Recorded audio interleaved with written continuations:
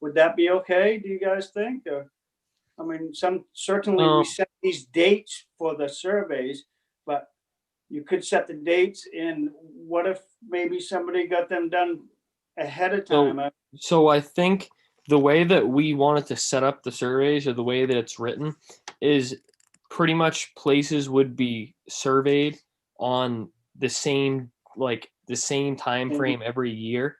So that way, you can like actually get down into it and see the difference in size and density throughout the different portions. So I guess that'd probably be fine within a couple months, but you wouldn't want to do a survey that we typically conduct in the fall and the spring. So I guess that's something to look into. I don't know where exactly the document is that Travis was talking about that has all the different dates we set. I think it was just 2018's 2018's conservation year projects. So maybe that is something to look at, Paul, doing flexible survey dates within a certain time frame. I mean, as it happens, nobody's fault, but we did no surveys last year. I'm just thinking that, and to make it more flexible for some people that aren't available. That's all. Yeah, that is a good idea to do. Didn't we spend like a fair amount of time scheduling them based on what the tides looked like for that particular day? And we had to like change it around because we had like initially like tentatively set dates, and then we looked and we were like, oh, there's no tide on this date, or the tide's like super early. If I remember, I mean, I think that we need to schedule them, obviously, but I think that we ran into this last year where we were like, yeah, let's schedule them, and then we did, and then we realized we had to spend more time doing it because of those type of factors like the tide and the time of year. So I kind of forget. Does anyone else remember that? I remember that, Will, and I think we like instead of saying like specific days, we narrowed it down to like a weekend, like on one end of the week and one end of, like you could either do it one weekend or the next for the same area, something like that. I thought it ended up being like a time frame to do it in, and then we were supposed to like decide exactly, and or the harbor master was gonna decide during those times. I don't remember exactly, but and I don't remember if we had a document or if we'd have to go back in the minutes to look for the. So how about I track down before the next meeting the 2018 survey year. And so if I can just make a comment, we do have a letter that's sent out with all the dates and signups, who to connect with, so I can get you that information for the next meeting. That'd be great, yeah. I think Matt had a document as well. Like I think we wrote down just like a general week for each of this. I think we chose so many areas, like 7 areas or something, over three or 4 months. I think you're right, Travis. I think there is like a general outline of what months to do what flats. But otherwise, do you guys have any ideas other than the surveys for like possible conservation projects that we could, keep going, or new projects we could try next year? I know that I think the Down East Institute is going to do the same project with the spat deployment boxes again, or they might be doing a variation of that project. So I'm sure that'll open up like, 4 hours for a handful of diggers at some point, but we won't know that information for a couple months. Do they have the results? They have some data and they haven't compiled it yet, but they're gonna make a presentation and come present it to us at the Shellfish meeting, I think. Cool. Yeah. How about is this seed available for us to get to seed someplace that, I mean, you're asking about what we could do for conservation time. Well, like you also mentioned about how we used to pick up trash, which is wonderful, but I mean, is there some way we can get some seed and actually try to enhance the dry spots around? Yeah, there's a handful of towns actually just got an upweller, in northern Casco Bay. I think Yarmouth has something to do with it, and that's what they're trying to do. And I think they actually get some grant money to do Well, that. I'm not sure exactly how we go about that. I don't know. I mean, the Shellfish Committee has a budget, but I don't think it's ever been tapped into. Do you know anything about that, Dodie? It hasn't been for a while. I believe they did buy seeds, a few years back, but I don't think the last couple of years it's been tapped into at all. Yeah. Is that something that like we can possibly tap into with like, if we find projects that we need supplies for, or we find, things like that? You just need to let me know how much you're going to need. We need some kind of a receipt or a bill head that we can issue the money off. Mm-hmm. Cool. Well, maybe I can ask around. I know that the Cascaway Regional Shellfish Working Group, I've been attending all their meetings and dealing with that a bit. And one of the things they want to work on this year is like establishing a municipal database for pretty much all things like clam management. And one of the things that they want to focus on specifically is like the best type of conservation projects. So I guess that meeting is going to be it's actually next week. So if that works for everyone, I think that we can come up with conservation projects in solid form at next month's meeting. How do they meet? The Casco Bay On Zoom. on Zoom? Is there a Yeah. way to look for their link just in I think case somebody else wants to attend? Yeah, I think there is a Zoom link for the previous recorded meeting. And the meeting that is next week is it's like the steering committee meeting. So it's basically like the woman from Manamet and Tidal Bay Consulting who are working on the grant. Mhm. And then, there's like 7 people that they chose to help them guide the project with. I was gonna ask about the Manamat. What happened with those people, Nate? They've gone on to. Yeah, they had that project up by the trestle with the Failed project. I mean, through no one's fault, but as it happened. Yeah, that I think they've kind of moved on from trying to do the protective clam netting. They kind of realized that there's worms too. So, Mhm. Yeah, I'm curious to see, I'm sure there will be some projects coming up too. Like it seems like the past couple of years there's been someone approaching either the Down East Institute or Manamet or, someone trying to do something. But other than that, I think that the conservation year could be more similar to our normal year, and get all the surveys planned out and dates for the crab kills and all that and try and get that out definitely earlier than last year. And how about, like you said, the marsh cleanup? Do you have interest in, or does anyone have interest in putting in hours for that? I mean, you mentioned it, and Yeah, I don't know how much benefit that has for like shellfish. I'm not really sure, Oh, I agree, but you mentioned it, so I just didn't know what anyone else had any thoughts. Can't you dig up to the Route 1? Can't you dig further up close to Route 1 now than you used to? You can go pretty far. I think the furthest anyone really digs is like near the Eastern Trail Bridge on Pine Point. But you can go beyond that. Can go beyond that. 600 feet up to Route 1. Okay. Yeah. There's no product up there. Yeah. Well, if anyone has any ideas on conservation projects that they think would be, important and valuable, I would love to hear them. I think, like I said, that's a big thing that the Shellfish Working Group is trying to figure out. Like, we have 50 people going out and putting 12 hours in, but are we like actually doing something efficient, or could we be doing something to help the resource way more? What is the what's the story on the upwellers of other towns? Do they do that in the form of conservation time, and do they tap into their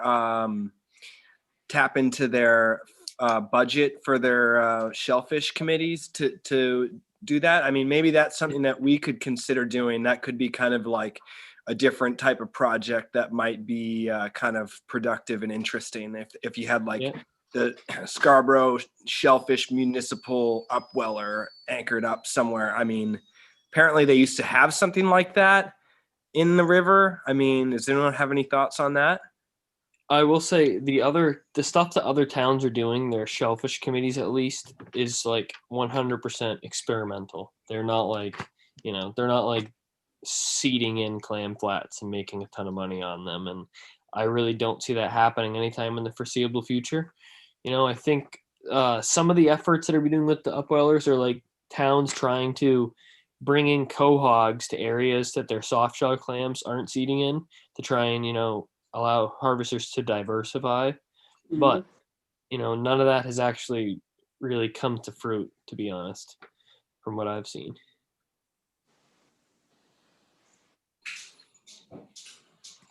But yeah, they do get money from their municipal committees though, I think. So maybe that'll probably be something good to look into and figure out, if there's some way we can utilize that also, if that's there, along with all the manpower in a better way.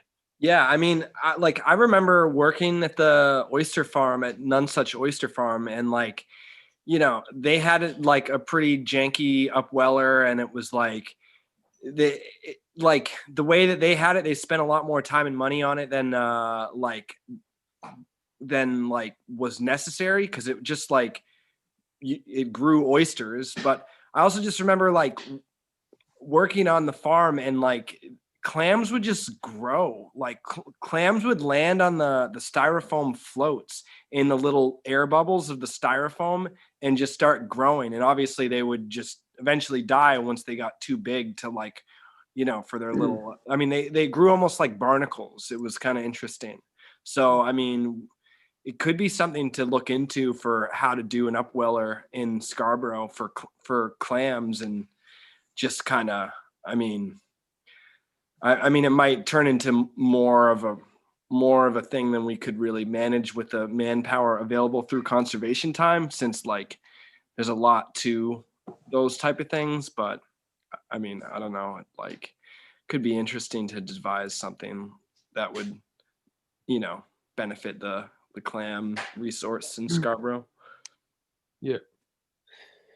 All right. Well, I think, what does everyone think? Does everyone think that next meeting, the February meeting, would be a good time to establish solid conservation projects to try and, make a schedule to be sent out before spring?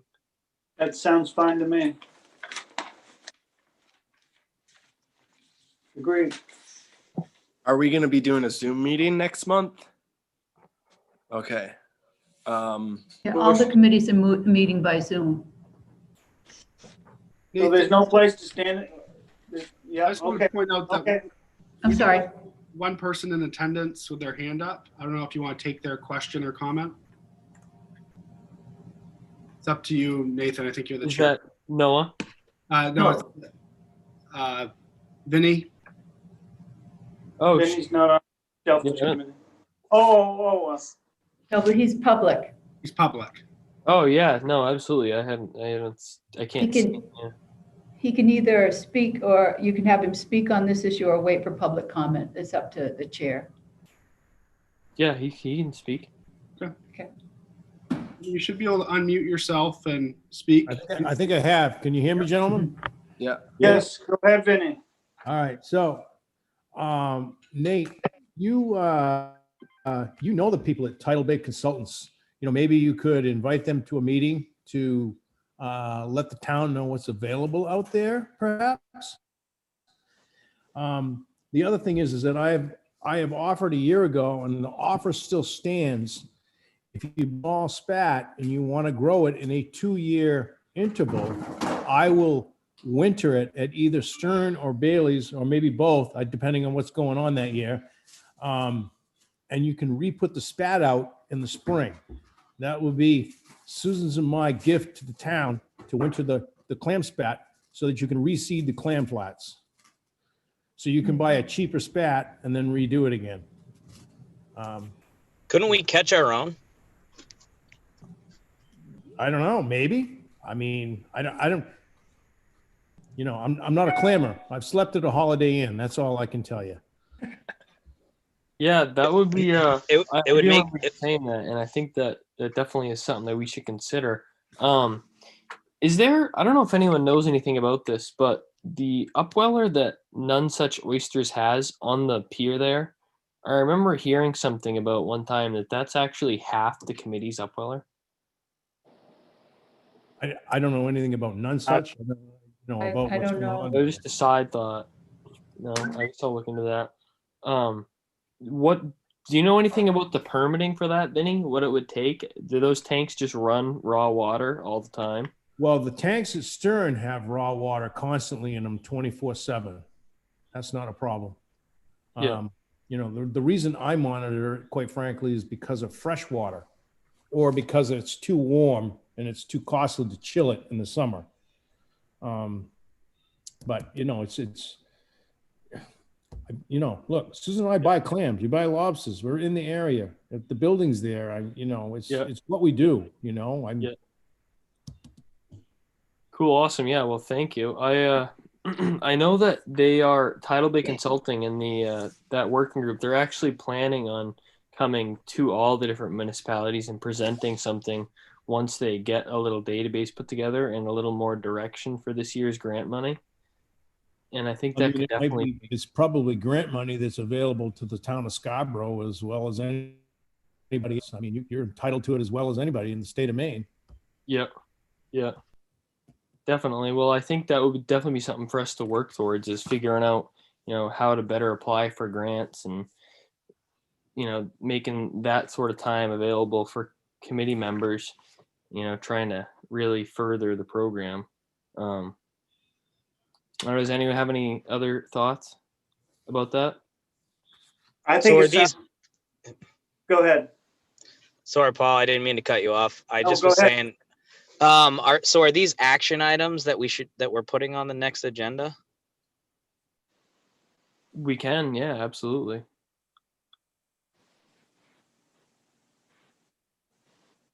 I think What would you Vinny's, suggest? Go ahead. I think Vinny's proposal, I think we should take a serious look at that and try to see if what can become of it. I mean, it's quite an opportunity that he's presented for us. If I don't know I don't know nearly as much about it as I should, but that's what I'm hoping you, Nate, and well, between all of us, we can sort it out. But that sounds wonderful. If we Yeah, can- it does sound like something that we would be fools to not take advantage of. I couldn't agree more. Hmm. It may be free too if we could catch our own. I know with the scallop spat bags, one of the other fishermen, his name's Dan Harriman, and he deploys a lot of scallop spat bags, and he has a pretty significant amount of spat that he catches and collects on a fairly short basis. And I'm wondering if there's been spat deployment bags ever deployed to catch soft shell clams. I'm sure there has. Like Will said, if they're growing on the foam on the oyster bags, it's probably pretty likely that those spat collection bags could catch them as well. Yeah, well, the spat collection bags that the Down East Institute set up this year, they're basically like boxes set down in the substrate, and I'm not sure how exactly that works, but I think there is some type of way to collect the wild spat in a more organized fashion and not have to fully rinse it out of the mud to collect it. But I'm not sure. That's probably another good thing to look into for next month's meeting.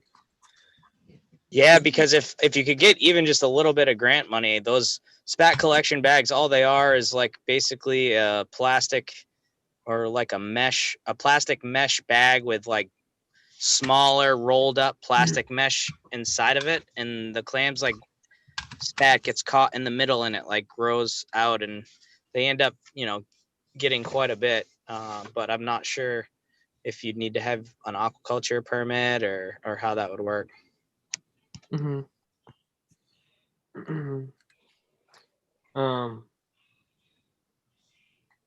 I wonder, Randy, do you think there's anywhere that the Shellfish Committee could put an upweller at the pier down there? You think there's some way we could figure that out? How does Abigail's lease work? I just heard this week that Abigail might have sold out. Did anybody else hear that? No. Yeah, none such sold to Glidden Point, apparently. Oh. Where are they out of? Is that who's in the driveway today down there, walking around and taking pictures? They're the big, well, I don't know if they're like the bigger ones, but they're like down, Know them, yeah. where do I want to talk? It's like down by Mook Sea Water. Farm, and yeah, down in that bay. I can't remember where all the aquaculture started, like Bath area. Yep. But if we need to find an area for a piece of equipment, we'll find it. The old upweller that they had at CV's Landing Road, I remember, playing on it when I was a kid. I think I was probably like 12 when it got broke off the mooring and destroyed. But that thing was pretty simple. It was just a tidal upweller. So it was anchored on one side. And so when the tide changed, it would swing with the tide. And it was like a scoop. So it was like a big funnel on one end, and it funneled the water into the other. And then the baskets went inside, and there was holes in the sides of the basket. So the water would get like directed up, and then it would go out the sides of the basket. So it was all passive. There was no electricity required. And from what I understand, it grew seed well. And they did use it every year, but they were buying their seed. And I talked to Peter about it a little bit, and he said they had like limited success seeding in areas. Like they would seed areas and they'd be good, but after the special opening 1 or 2 days, and the seed would be gone.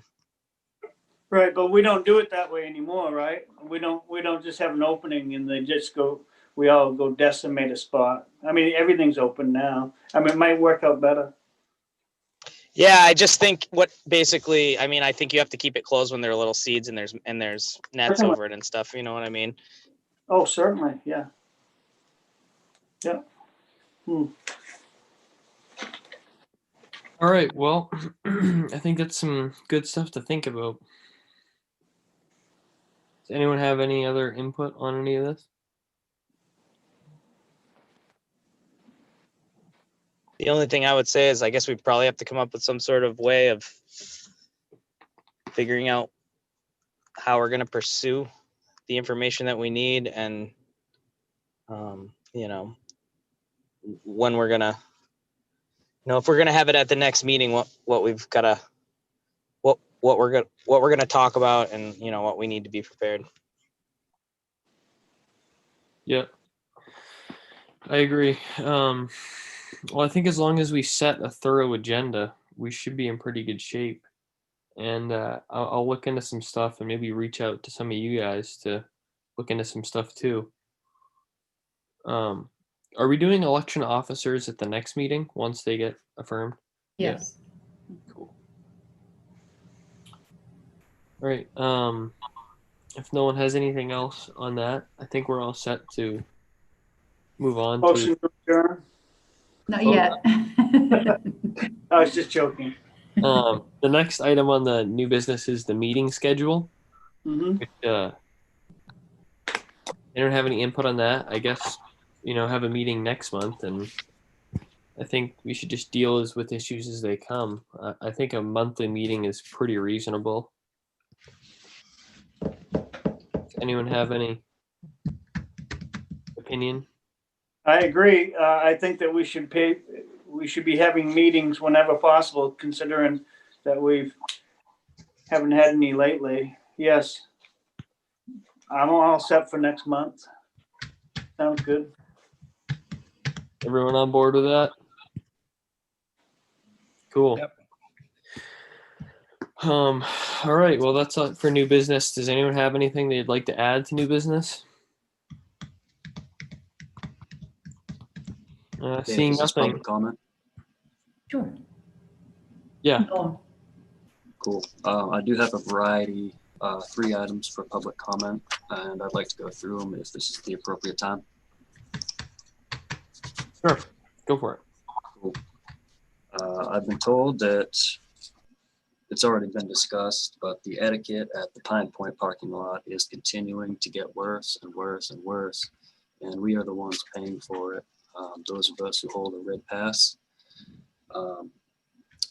Liam Gallagher, I'm going to ask you to allow me to share my screen. I think you probably have the ability to do that. Okay, awesome. I'm going to do that right now.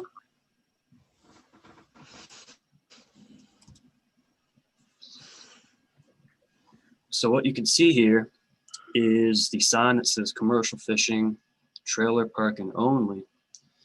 And the problem is that there are, I believe, 18 tourists who have helped themselves to where we have to park our trailers. Now, I'm actually going to continue this because we have all of these tourists here. You can see my mouse. Next, you have, I believe this gentleman is a guide named Keith. More tourists, and we're going to continue. Noah, just Yep. I don't mean to interrupt you. Could you? I think the screen that you're sharing is just the 5 sort of thumbnail photos. That's what we're seeing. Sure. Let me try this again. Yeah. Yeah, I appreciate the step in. Let me see. Okay, I'm going to do this one more time. Okay.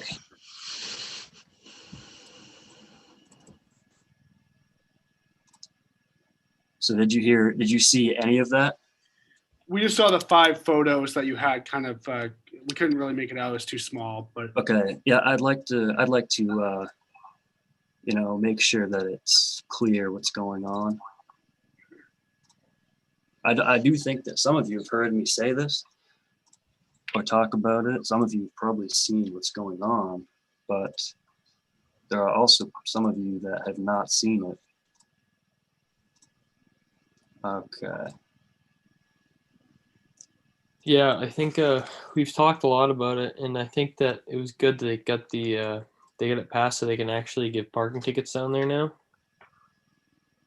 And it seems like it's the biggest issue just for like a few weeks in the summer, especially in the nice days. But Wasn't it kind of an issue in part because this year they just had a weird situation with the attendant down there? I don't know if I remember it correctly or if anyone else kind of observed that, but it seemed kind of like in past years we had like a regular guy who kind of like did a pretty diligent job at enforcing things, including going over and tell people when he saw them parking before they could run off to the beach that they couldn't park there. And then maybe wasn't it because of just there was some COVID situation with the attendant, or am I just did anyone else observe that, or is that not really? Will, what happened, Will, is that on Saturday and Sunday, which tended to be the worst days, there was just nobody at the shack. Yeah. But further, I would like to try to share my screen again. Does anybody? Yeah, we can see it now. That's Right, good. Noah. Okay, so I am going to try to quickly close this. I'm going to try to bring up the next one.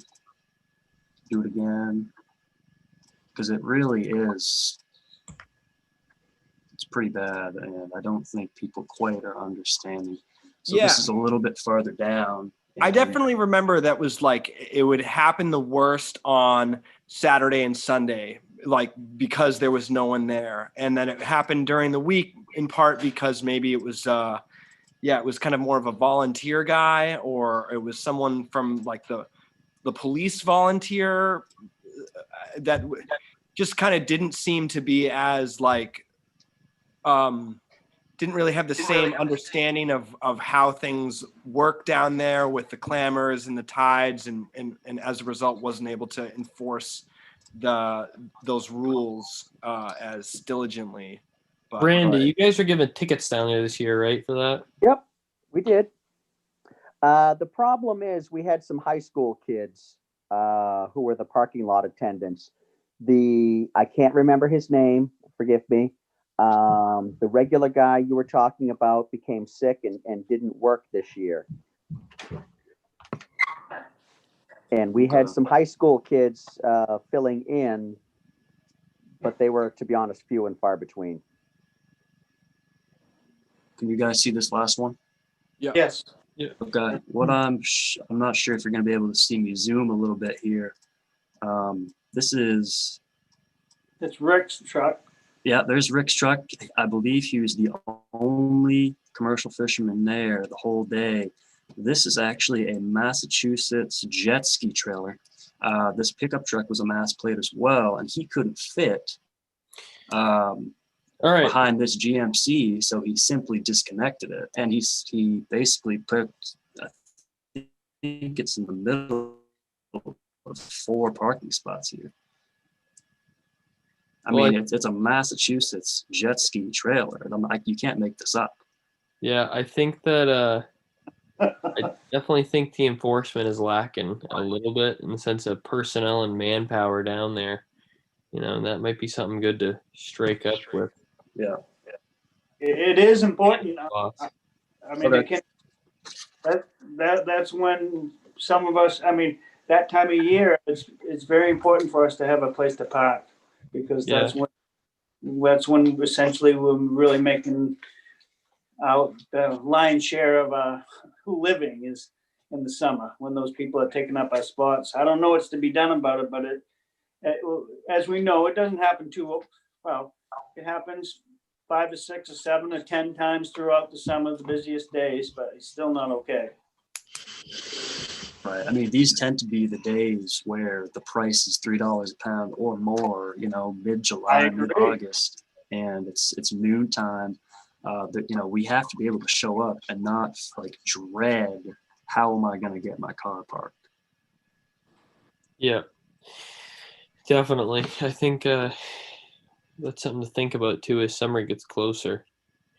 Well, I think Nate, I think it's now. The time is now, because we've seen what the problem is. Next summer and this summer are going to be very similar years as far as the pandemic goes, and we can't have it where, I mean, it got to the point where tensions were flaring.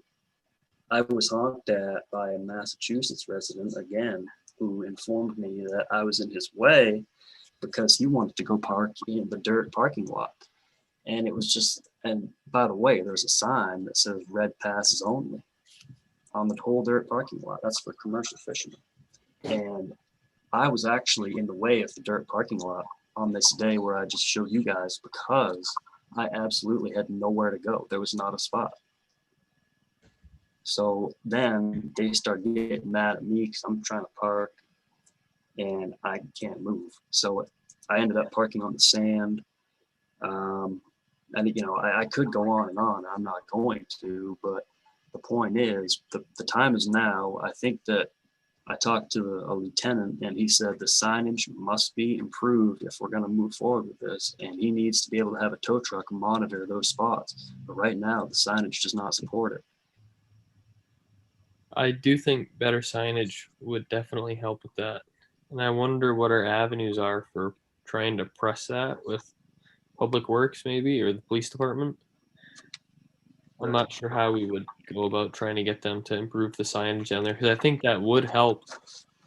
Because I think a lot of people do miss that. I mean, the paint job is mediocre at best down there. So I think that was a big part of the issue this past summer was the paint job. It was like you couldn't see. There was like 2 different patterns. Yeah, and especially they were both pretty faded, and it was hard to really decipher where you should park. I mean, yeah, I think that you just need to. It's not hard to anticipate the biggest days of the summer and just make sure that the town has people, you know, working there, and that they have their duties pretty like clear to them in terms of making sure that the parking doesn't get overloaded. I mean, yeah, I mean, it seems like they wouldn't have any problem getting the funding to write parking tickets when there's 20 cars in the wrong spots. I mean, Saturday and Sunday being the kind of really important days, you know, that like, I know Sunday people have weekends off in the summer, but like someone needs to be on duty for those days. But yeah, I don't know. I mean, that parking lot has gone downhill. Those islands that they built that are just, I mean, I know they needed to do something apparently, but like we used to have those curbs, like they were the granite curbs that were pretty almost flush. They were like, you know, you could ride up on them pretty easily. You could park on those spots if you needed to. Now those concrete curbs that they built that are kind of like, you know, vertical and then beveled. I've like almost tipped. I've run into them with my trailer several times and almost tossed my boat. And I think it's only a matter of time before that happens to one of the tourists down there trailering a big, you know, Chris Craft and end up spilling the whole boat into the road. I mean, but you know, I don't know. I don't think there's anything to be done with that at this point. But yeah, the parking lot's kind of a mess. Yeah, well, that's probably unfortunately there to stay. I will say, I mean, yeah, I don't know if we want to be encouraging people to park there because then the tourists are going to do it. And I'm not totally trying to get out here and obviously just bash the tourists because that doesn't really help anything. But I do want to get a little bit more back on topic here. Parking tickets don't solve the problem. They're still there. They'll pay. A Massachusetts resident will pay a $40 ticket to park all day, no problem. That does not solve that he's still there. You're gonna start towing. The tow truck is the only thing that's going to remove them. Huh? The tow truck is the answer, Noah. That's exactly right. And I'll tell you what, that's Little Sebago Lake. I've told Randy this. They'll tow your trailer and your car if you don't have. It's not a pass there. It's illegal parking, but it can be done if we have like Massachusetts jet ski trailers and trucks. It's gotten to the point where it's not fun anymore. I guess it never was, but back when it can get its own boots. No, I think that, well, I've actually, sorry, Robert's texting me, but no, I've had it where, So I think signage. I feel that signage is something, and we could talk to someone about getting, you know, maybe doing some more enforcement down there. We could. Yeah, I mean that would be highly appreciated. I think that would be necessary. And petition to your superiors. Yeah, I have at this time. I have nothing more than a public comment. So sure, that would be anything you can do for me would be awesome until you know time comes. Yeah, Mr. Chair. Sorry to interrupt there, Noah, but you know, you've had a good discussion and people have raised some suggestions, and so we've raised a number of issues, have some suggestions. Perhaps this is an item for next meeting's agenda, or perhaps you could ask for a motion for one or two people to take up these issues and to try to get some help from the harbor master and perhaps the town manager to address signage and the other issues you've mentioned. So, you know, this is a good opportunity for you to actually ask for a motion and to make a suggestion. You do something specific, because otherwise, unless you're assigning it, it's very likely not going to happen. It may show up on the agenda next time, but so that would just be a process suggestion. Yeah. Well, thank you. I certainly appreciate that. I'm not quite sure what we would make as a motion right now because I'm not sure what the avenues are. So maybe adding it to the agenda would be the best thing to do, especially if Noah, you're going to be a voting member next month and that's something you're passionate about. There was more to it, but I suppose I'm not sure where Don wants to draw the line. I'll leave that up to you guys, but there is more. Yeah. And it's not parking. Nate's running the meeting, so whatever you think. Yeah, it's up to the chair. It's up to the chair to decide. Yeah. I think that maybe we should wait for the parking and put that as an agenda item, because I'm not sure if anyone has a motion they would like to make. I would be interested in hearing it, but I'm not sure exactly at this time what I would, have my power to suggest for a motion. So besides that, we'll put it on the agenda. Yep. Could I say one more or two more things that are time sensitive? Yes, if you would like to. Okay. I do believe that too many red passes are getting handed out. I think that people are going to Randy who do not have commercial licenses and asking for a red pass. Okay. I do believe that identification and a proof of license is necessary or should be necessary to get a So parking pass that's red. I think that will be a good item to Okay. dip in with the parking issue. Okay. I just wanted to point out that it is the new year, so 2021 passes are getting handed out now or soon. We haven't gotten the new passes yet. They probably won't be starting to be passed out until at least March. Okay. I appreciate it. And I think the total number of passes that were passed out probably numbered 45. Okay. I believe I saw a number that was 3 digits, meaning over 100. But I was not sure if there was any skip. Well, what's the, do you have another public comment? Yes, I have seen a chronic amount of tourists fishing off of the pier and the dock, and it is starting to affect everybody. I agree with that. I think that could be a good thing to strike up with the Harbors Committee. Okay. They're the one to typically deal with those types of issues. I know there has been a number of people down there fishing, and I know the lobstermen are having issues with it as well. And I think that a lobsterman has presented that to the Harbors Committee before, but I'm not sure. Okay. Yeah.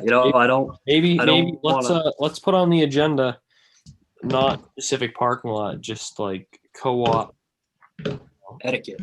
traffic management plan. Maybe that's what we do. Maybe we come up with some kind of plan that we can present that says we'll restrict this and we'll add these signs here and do that. So maybe everyone can think about that, and we'll add that to the agenda for next month.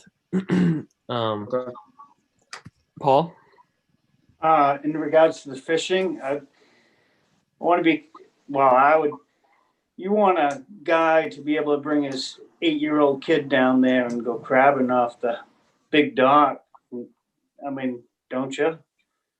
Well, there's a sign on the pier and the dock that says no fishing, no swimming. So Oh, unfortunately, I know that. I certainly the finger dock, I can appreciate that, but I mean, it's been a tradition for, well, at least some of the young people to go down there with their little crab trap and goof around, but I don't know how you can separate one from, it is a challenge because there's more and more people using it, certainly, but it'd be a shame to tell the guy down the street he can't walk down there with his 10-year-old and jig for you understand what I'm saying. And, well, the issue tends to be that that's not what's happening. What's happening is people are throwing their lines across the harbor, and we're hitting them with our boats. We're not going to sit here and Okay, that's cool. People throwing fishing lines off the dock. Okay, that's cool. Seeing no more public comments, we're going to wrap that up. Agenda, let's set an agenda for next month. I guess we don't even have a secretary present at this meeting. I have been taking brief notes and there have been no motions made, so we have not missed anything. The agenda for next month, we will put conservation projects.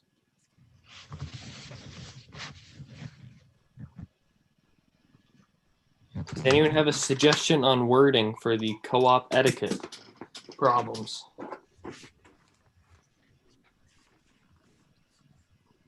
I will add co-op, or not even co-op, we'll say Pine Point Landing parking / pier.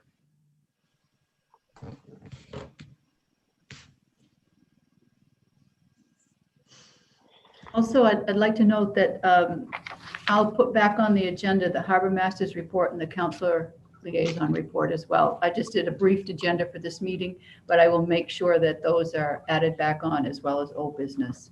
We'll go back to the old agenda format like we had in the past. And then I will also add to the agenda Tidal Bay Consulting update and Downey's Institute update. I will provide updates on all the projects being conducted at next month's meeting when we decide and build a conservation year. Would you like me to send you this, Tody? Yes, please. All right, I will build an agenda and send it out to you. Does anyone have anything else they'd like to see on next month's agenda? We'll also have the election of officers too as well. That'll be at the first.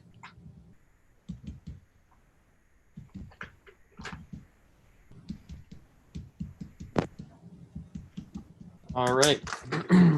What Vinny? about the conservation seeding projects that we talked about a little bit? Or will that be under the conservation projects, like a subcategory? Yeah, that can be. If someone would like to step up and investigate any of these specific things and would like to step up and take responsibility to be the person to look into that particular issue, I would be more than happy, because I will also investigate things and bring things back, but it would be nice if someone had some substantive information to add. Would I anyone could go talk to, I could go talk to Mr. Clow Davini about his angle or what he's got over there and see him, if that would be helpful. If you'd like to do that, I'm sure that would add insight to our meetings and be beneficial. Yes. All right. Well, I will submit that agenda. Thank you for the public comments. I hope everyone has a great evening, and we will see you in the second Tuesday of February at 6:30 p.m. Motion to adjourn. Yeah, motion to adjourn. Second. All in favor? All righty. Thank you. Thank you. Appreciate everybody being here.